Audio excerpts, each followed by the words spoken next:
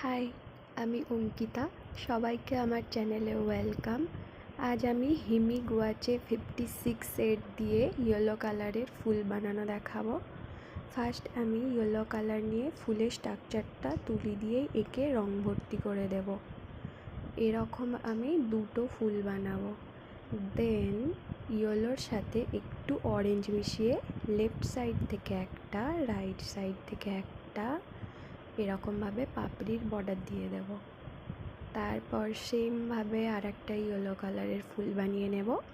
আমি college street থেকে এই খাতাটা কিনে এনেছিলাম।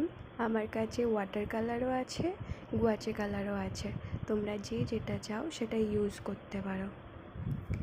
তারপর sap green and dark green মিশিয়ে ফুলের পাতা এবং ডাল এঁকে নেব।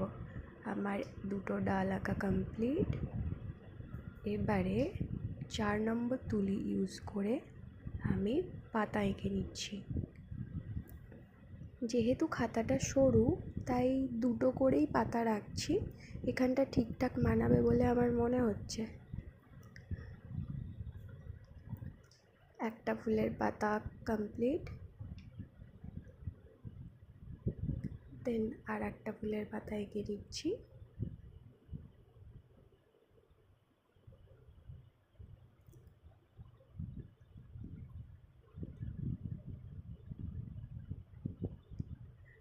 তুলির মুখটা একটু শুইয়ে তারপর একটু বেশি করে টানলেই এরকম শেপের পাতা চলে আসে।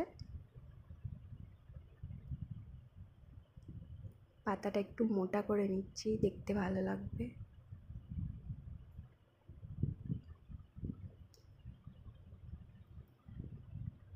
এবারে পাতার মাঝখান দিয়ে একটু ডিপ গ্রিন দিয়ে বর্ডার দিয়ে দিলাম। এটা বেশ দেখতে ভালো লাগছে। এবারে অরেঞ্জ কালার নিয়ে ফুলের ওপর পাপড়ির বর্ডার দিলে বেশ দারুণ লাগবে, তাই দুটো ফুল বর্ডার দিয়ে নিলাম। আমার ফুল আঁকা কমপ্লিট।